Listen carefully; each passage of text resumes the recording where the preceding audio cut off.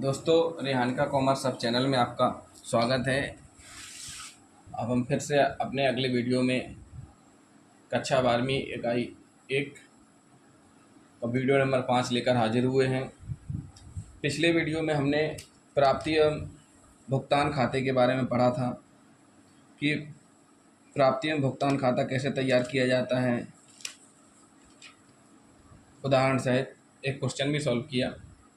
उसके बाद हम आगे पढ़ेंगे इसी में आय और व्यय खाता, इनकम एंड एक्सपेंडिचर अकाउंट।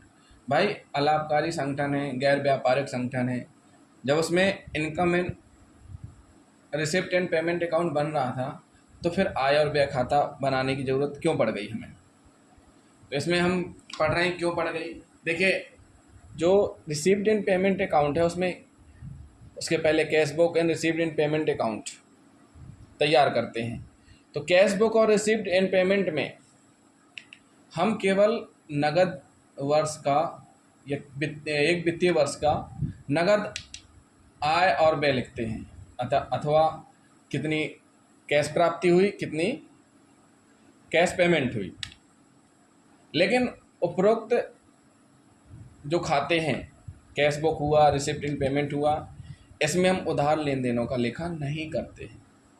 सीधी सी बात है, कोई भी संगठन हो, चाहे वो लाभकारी हो चाहे गैर लाभकारी हो, सभी संगठनों में उधार चलता है, आउटस्टैंडिंग सब में चलती है।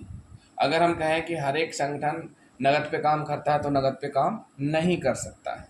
तो इसी प्रकार आय और व्यय खाते की ज़रूरत हमें क्यों पड़ी, इसलिए पड़ी क्योंकि जो रिसिप्ट एंड पेमेंट अकाउंट था उसमें हम उधार लेन देनों का लेखा नहीं करते हैं, इसलिए हमें आय और व्यय खाता बनाने की ज़रूरत पड़ी।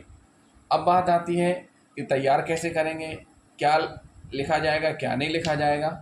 तो आय और व्यय खाता जब तैयार करेंगे तो सबसे पहले हमें क्या देखना है, समस्त व्यय डेबिट पक्ष यानी बाईं तरफ भी जो हम खाता तैयार करेंगे, परफॉर्मा हमारा तैयार होगा, उसके जैसे ये डेबिट हो गया वो क्रेडिट हो गया, मतलब एक परफॉर्मा रहेगा। जैसे रिसिप्ट एंड पेमेंट बनाते हैं वैसे ही इनकम और एक्सपेंडिचर का भी एक परफॉर्मा रहेगा।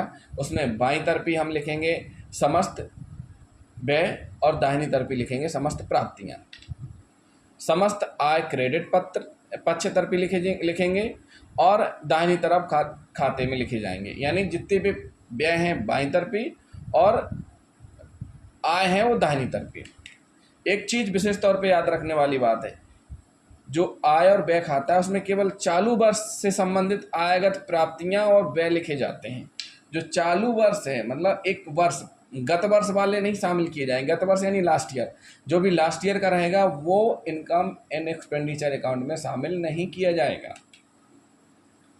साल के अदत्त व्यय जोड़े जाते हैं, पूर्वदत्त व्यय घटा दिया जाता है। अदत्त व्यय मतलब कुछ ऐसे व्यय जो बकाया हैं, जो ऐसे व्यय जो वर्ष के अंत में बकाया रह जाते हैं उनको कहते हैं। पूर्वदत्त यानी जो हमें एडवांस में मिल चुके हैं उनको हम लेस करेंगे। अग्रिम आय घटाई जाती है। इसमें क्या है, अग्रिम आय जो हमें एडवांस में मिल जाती है, काम हमने किया नहीं, हमने रुपए ले लिए, तो ऐसी आय को आय नहीं माना जाता है। हाँ, ऐसी आय कि अगर हमने काम कर दिया लेकिन प्राप्त होनी है, अप्राप्त आय, उसको हम जोड़ेंगे। इसमें पूंजीगत प्राप्तियां भुगतान का लेखा नहीं किया जाएगा। पूंजीगत यानी स्थायी संपत्ति से संबंधित जो भी आय व्यय होते हैं, स्थायी संपत्ति खरीदना बेचना, उनसे संबंधित जो भी आय प्राप्ति भुगतान होती है उसका लेखा इसमें नहीं किया जाता है। आय जब व्ययों से अधिक तब अधिक होती है। जब आय व्ययों से अधिक हो तो उसको अधिक के बोलते हैं। जब व्ययों का आय से अधिक हो तो उनको कमी कहते हैं। स्थायी संपत्ति का ह्रास डूबत ऋण लिखे जाते हैं। स्थायी संपत्ति का ह्रास मतलब, अब ह्रास का इंग्लिश में बोलते हैं डिप्रिशिएशन। ह्रास का मतलब ये होता है जैसे हमने एक मोटरसाइकिल खरीदी 1 लाख रुपए की, 1 साल हमने उपयोग किया, अगर हम उसको बेचेंगे मार्केट में तो मुश्किल से 90,000 की बिकेगी, तो 10,000 क्या हो गया, ह्रास हो गया, उसकी वैल्यू घट गई। क्या हो गया, वैल्यू उसकी घट गई। डूबत ऋण सभी जानते हैं कि ऐसी अमाउंट जो आपने सामने वाले को दी है और सामने वाले से वसूल नहीं हो पा रही है, उसने नहीं दिया है या नहीं दे सकता है, मिलना ही नहीं है, तो जो अमाउंट आपको मिलना नहीं है वो डूबत ऋण कहलाएगा। एक चीज़ और है, इसके अंत में कोई रोकड़ शेष नहीं निकलता, मतलब दोनों आय और व्यय दोनों का बैलेंस बराबर होता है। जैसे कि हम 11th में ट्रायल बैलेंस पढ़ते हैं, वैसे ही आय और व्यय रहता है। अब बात आती है चंदा कैसे लिखेंगे, कैसे नहीं लिखेंगे, डेप्रीसिएशन कैसे एडजस्ट किया जाता है। तो वर्ष में प्राप्त कुल चंदा कितना आपको वर्ष में प्राप्त हुआ, उसमें क्या ऐड होगा, क्या घटेगा। तो वर्ष के अंत में बकाया चंदा, वर्ष के अंत तक कितना आउटस्टैंडिंग है, मिलने वाला है, उसको ऐड करेंगे।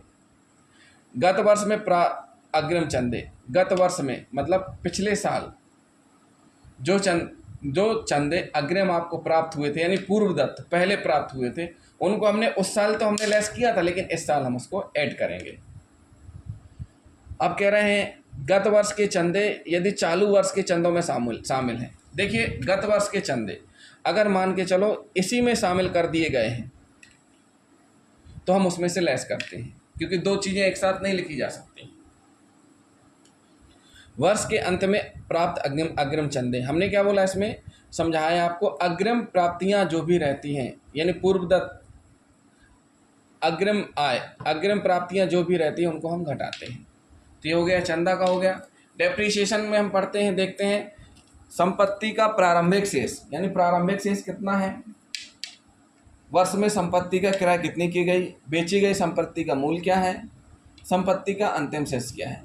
तो उस पर हम जो हमारा निकलेगा वो ह्रास निकल आएगा कि भाई प्रारंभिक कितना था, वर्ष में इतनी और संपत्ति क्रय की गई, बेची गई पुस्तक मूल्य पे। देखिए संपत्ति का प्रारंभिक शेष कितना था, ऐड करेंगे वर्ष में संपत्ति का क्रय, तो टोटल हो गया, मान के चलो 80,000 की संपत्ति थी प्रारंभिक शेष में, 20,000 की और खरीदी तो 1 लाख का हो गया। अब बेची गई संपत्ति का पुस्तक मूल्य जो आपने बेच दी है, जैसे उसमें से 40,000 की बेच दी, 60,000 की बेच दी, 70,000 की बेच दी, तो वो तो संपत्ति का अंतिम शेष, लास्ट में शेष कितना बच रहा है। तो ये ऐसे ह्रास निकालते हैं। अभी दोस्तों हम आगे पढ़ेंगे ह्रास और चंदा के बारे में, तो और अच्छे से हम आपको बताएंगे विथ क्वेश्चन के साथ में। अभी केवल आप इतना समझिए गत वर्ष यानी लास्ट वर्ष, चालू वर्ष यानी करंट वर्ष। तो दोस्तों ये रहा आय और व्यय खाता क्यों बनाना जरूरी है। Income and receipt and payment account बस से ही सारी चीज़ें नहीं हो पाती हैं, इसलिए आय और व्यय बनाया जाता है। कैसे तैयार करें ये भी पढ़ा हमने। तो दोस्तों आपको हमारा वीडियो कैसा लगा, अगर दोस्तों आपको हमारा वीडियो पसंद आया हो तो हमारे चैनल को प्लीज़ सब्सक्राइब करना ना भूलें, हमारे वीडियो को लाइक करें एंड शेयर करें। Thank you.